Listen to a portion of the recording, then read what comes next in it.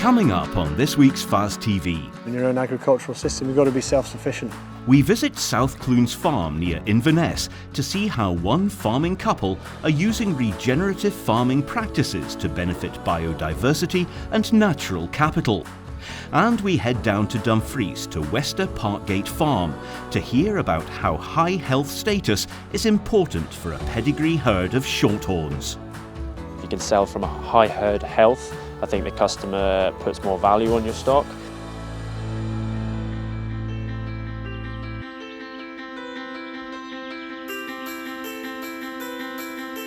In the north of Scotland, near Inverness, lies South Clunes Farm.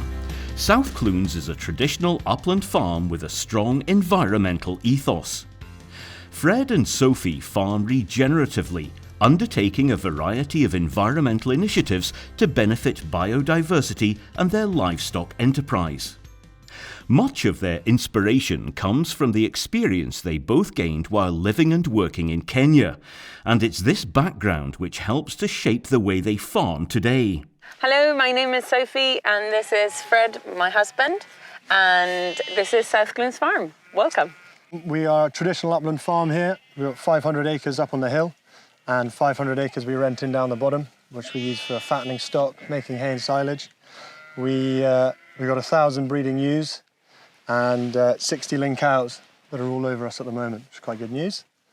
We used to be Suffolk and Texel cross, and now with our sheep we're moving more towards maternals, and we've got Clins and Romney cross, which is going quite well.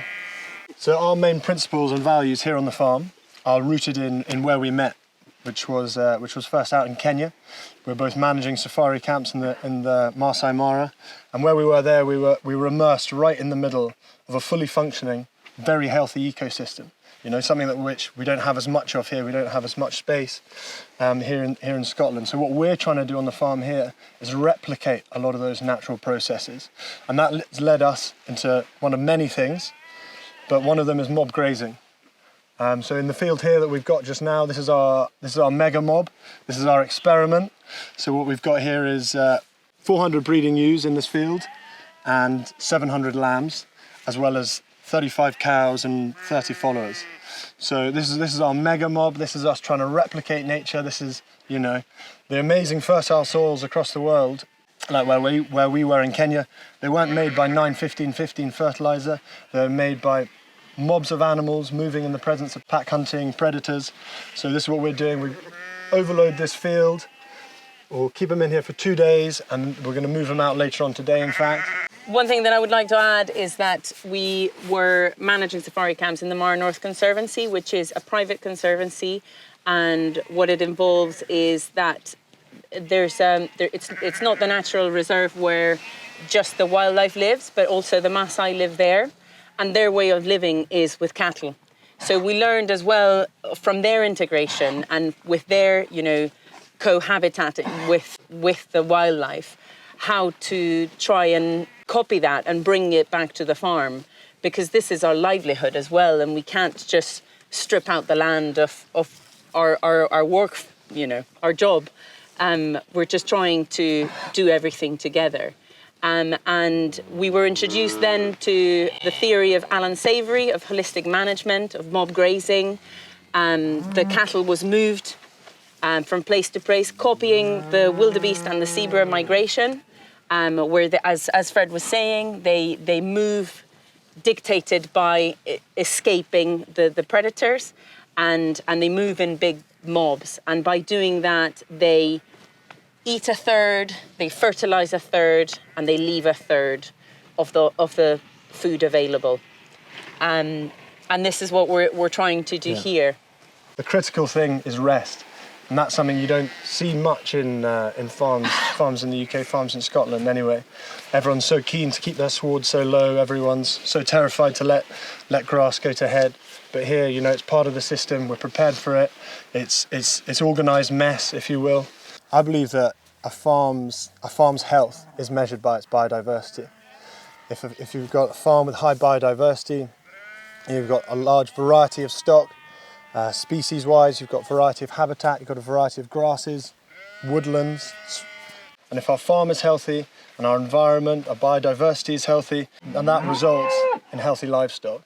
Fred and Sophie have reintroduced a variety of species back into the natural environment, which has resulted in a multitude of benefits to ecosystems and to their commercial livestock enterprise.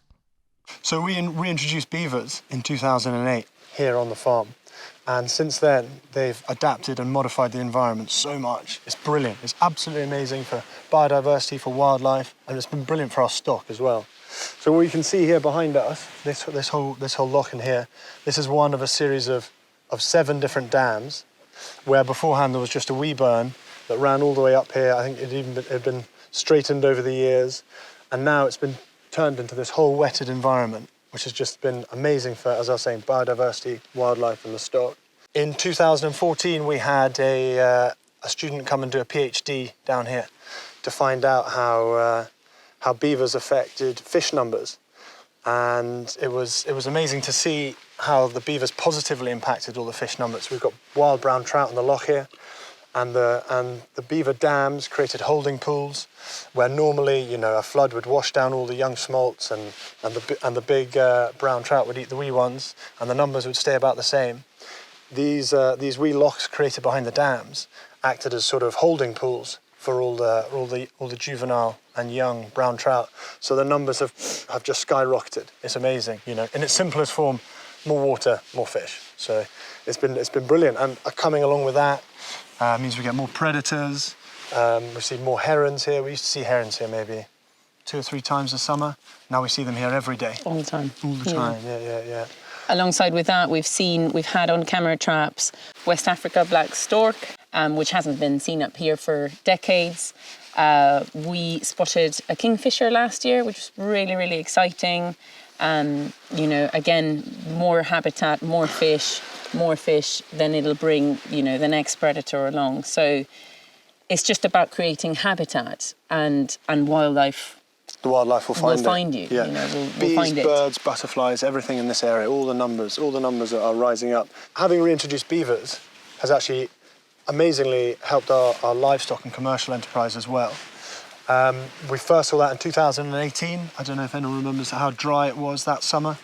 And, you know, all the burns that we rely on for water sources, you know, everything we rely on around here, everything dried up.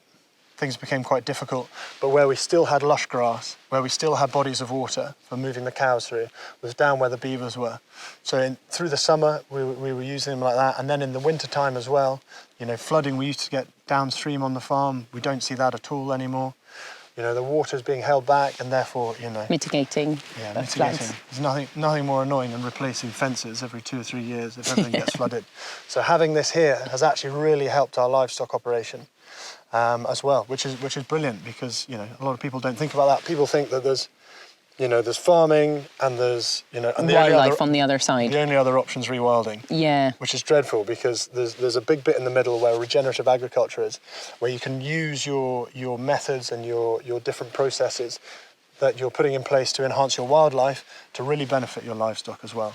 I think that going back to the first point that we said, that about our inspiration in Kenya as well, is that integration of both farming and wildlife, isn't it? And just, again, if you take care of this, it'll take care of you. And in a year of drought, you'll have good grass and you'll have water. And thinking that actually animals have evolved together for thousands and thousands and thousands of years. So, you know, what was the problem with fish and beavers 800 years ago? Yeah. None. Nothing. None. Yeah. They coexisted. Lived the numbers were great, and actually it was, you know, human impact that changed that. So again, you know, try something, give it some time and see what happens. And nature will show you the way. If you would like to find out more about biodiversity and support available to help your farming business, visit fas.scot.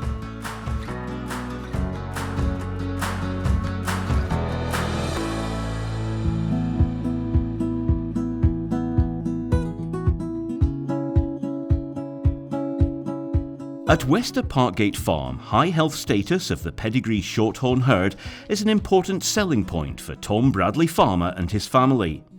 Having a high herd health status provides their customers with confidence that the cattle being bought are low risk for bringing diseases onto farm.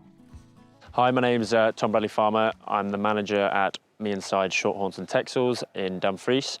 We run about 140 grass-based system with a slight bit of hill land, and we have about 50 shorthorns now. We moved up to Dumfries in 2018, where the herd was established in 2006 down in Hampshire. We migrated mainly because of economically for sales and distance, but also it's a great grass-growing farm, and with the shorthorns being excellent foragers, it's just easier of management. Being a pedigree herd, we've been in the high health scheme since about 2011 with the SAC.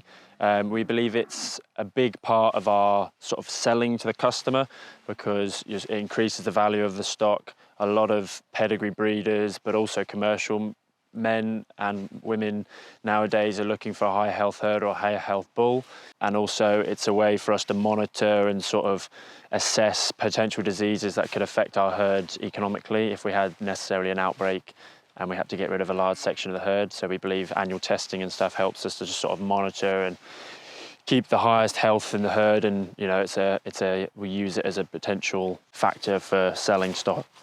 Protecting your herd from diseases is important, and there's a variety of measures that Tom takes to ensure the cattle are not exposed to different diseases, including the involvement of their vet. As I said previously, we annually test, that's blood testing for BVD and Johne's, which we have a certain level for. We also then now we're in Scotland, we do the 4 yearly testing for TB. We also have a licensed isolation unit, which really helps because we go to shows and sales, and if we purchase any new stock, it allows us to isolate them. Then we routinely blood test them, make sure everything's clear before we integrate them into the herd. So it's just sort of a safe bet to keep our herd health the highest it can be. We also blood test routinely every year our young stock, because the young stock is our main sort of selling point. So if we can get them as clear and as high health as we can, it sort of again ups their value. We routinely vaccinate for BVD and IBR all the time, every year. The BVD is something we've just started, obviously moving up here, and then obviously moving into the Neospora, which we are looking into. Again, we'll sort of run that alongside our previous annual testing, so it sort of works in with the herd. I find the relationship between farmer and vet is so crucial. When we first moved up here, obviously we went to a new vets, which we use, ARC in Lockerbie, just over there. They're tremendous. They're vets that work with you. They see your system and try and work what fits into your system. Ian Dick, who's I work closely with a lot of things. When we started talking about this Neospora, he explained how they do a lot of testing in the dairy herds around here, but we would probably be one of the first beef herds that start testing. So he usually works with us. We formulate a plan. We have a herd health scheme and what we can do to combat different diseases. And he helped us sort of work through this Neospora and working out when we're going to test and when the best time is to test and everything, again, which will be sort of the same time as we blood the other diseases, because it allows us to sort of work as one rather than doing the cows at different times a year. So they help us, formulate that plan and gives us a bit of confidence when we're going into new health schemes and things like that. As part of the herd health, Tom and his family have been focusing on Neospora, which can cause abortions, and there are a couple of different ways that it can be transmitted to cows and calves. Within the beef shorthorn breed, it's become a more and more talked about topic. More buyers are looking for Neospora risk level 1 herds, and it just gives them that confidence in buying a female that, okay, I'm not going to have to test that when she's pregnant and she's going to have Neospora and I'm going to have to get rid of her. And I think it's not something that's going to be coming in to the breed as a compulsory test, but I see it as if we can get ahead of the game, a couple of steps ahead of necessarily other herds, and we can produce Neospora-free heifers or females of any age to our customers, and they can have confidence in buying them. And I just think, again, it's another tool we can use to increase the value of our stock. So Neospora was first founded in 1987 through an abortion in a cow. It's a parasite which infects the reproductive systems and can cause abortions. Cows can be intermediate hosts, where dogs and other canines can be definitive hosts. So an intermediate host has them at sort of a larvae stage or an asexual stage, whereas in the dogs or canines, they're harboured at a adult stage, so they reproduce and then they shed through the feces in the dog. The dogs can pick it up through horizontal transmission, so that's sort of from host to host. So a dog can spread it to a cow, cow can spread it to a dog. So if a dog eats infected placenta, that'll obviously get into their system, and then they'll shed the eggs, and then through the feces they spread, will then obviously spread the Neospora if a cow eats around it, or if there's dog mess around on footpaths, particularly are bad. Or if a dog, say on a farmyard, dogs are the worst usually, because obviously they're exposed to more of the infected cows, and even if they just on the silage or anything like that. And then there's also a vertical transmission, which is from sort of generations. So if a cow's got it, then if she has a heifer calf, the most are likely that the heifer calf is going to have it. So that sort of rules out nearly whole female lines. If a whole female line can be infected through generation to generation, you don't detect it. So it's quite a silent disease a lot of the time, because I know we've had a couple of cows that unless we tested them, we wouldn't have had a clue that they had it. You know, they're getting calf every year, 365-day interval. We have no problems or anything like that, and we've only known they have it through the blood test that we've been doing or started to do. So it's quite scary, the fact that you won't be able to see it until you test for it, because obviously they must have gotten exposed to the disease necessarily when they weren't pregnant, so you wouldn't have seen the abortion. But it's quite I think it's going to become a bigger and bigger thing in beef industry when you see these big herds, or 140 cow herds. You could nearly have 20, 25 cows who you don't really know have the disease. So what is Tom doing to reduce the transmission of Neospora on his farm? We've just started to we did a sort of private annual test to see what extent of the herd has Neospora, and luckily we only found out that we had 3 cows out of 50. We tested them sort of mid-pregnancy, which is when they're sort of under a level of stress, which the heightened, you can sort of tell it's easier to detect it, whereas sometimes when we started off, we just did the heifers, and that can sort of show negatives, which are maybe false negatives. So once they're under stress, they can then become positives. It's difficult. You should never take any results probably 100%, because it does vary, and desperately under the stress of the animal. But so the ones that we've worked out that had it, they've been isolated at calving. So cross-suckling is supposedly quite a common thing, where other calves suckling on the positive Neospora cow can obviously then pass it on through their milk. So we've completely isolated them from the herd, and they're bringing up their calves by themselves. And then probably before we bring all the cattle in for winter, we'll then get rid of them, wean the calves early, and then probably bring the calves on for probably just fattening or sell them as stores, because you shouldn't really keep anything for breeding, obviously, that has that Neospora down that Neospora line, really. I've had 3 cows become positive, and so I've had a couple of daughters of those cows over the last couple of years. So we straight away took them to market, because obviously they were obviously in the selling group. So we identified that, right, we can't obviously sell them for breeding. So we took them to the store market, just get them out of our system, because obviously it just stops the spread. But the good thing about Neospora is obviously it can't be transmitted nose to nose. It's obviously got to be through the infection, through either the feces or down the sort of the generation line. But we sort of try and monitor the dogs' movements. We don't know the dogs spread it, but we just try and keep them away from obviously where there's a high population of cows, or when we winter the cows, their dogs won't be allowed. So working with our vet, we'll then do an annual test every year, and you've got to do 3 clear tests before we get a certain level of Neospora. So it sort of works like the Johne's level risk. So risk level 1 is the best, and you sort of work your way down to that. So I'm hoping that this year will be our first one if we can go clear. But if we do pick up any positives, then again we'll isolate them, and then as soon as we can, we'll ship them off. But I think the only thing we can try and do is just every year keep on top of it. And I think now we've got on top of it soon that we can sort of completely cull out those lines that necessarily have a problem and do our best to sort of keep the dogs to a minimal movement around the cattle and, you know, try our best. But sometimes freak things do happen, so we might have 1 or 2 pop up every year or something like that. You just don't know with the level of the tests and the antibody fluctuation. Sometimes, as I said, about the false negatives, which could, but we'll try our best, and yeah, hopefully soon we'll have our first risk level, which we can sell our stock under. So.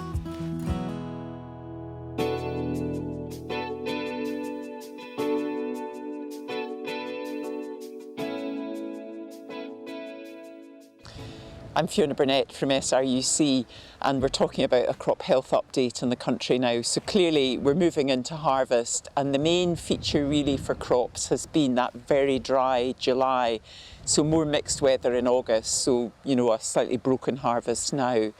But that dry period in July has really, it's impacted on potatoes, so some yield loss slightly there. But the main thing will be the impact on the veg crops, so crops like broccoli being particularly impacted by that dry weather. Winter barley yields, they're all in the country now, and generally, you know, on the good side of average. Straw yields slightly variable, so people looking at chopping and ploughing in straw, given the price of fertiliser, that's probably sensible.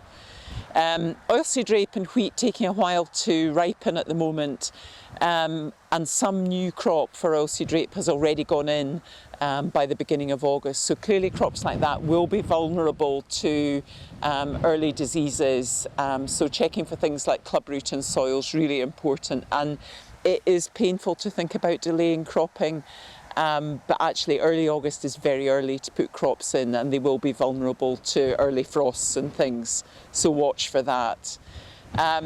Wheats at the moment, again, we're seeing some early ripening relating to take-all and eye spot, so just check for things like that before we you know, get to harvest. That'll help you plan for next year.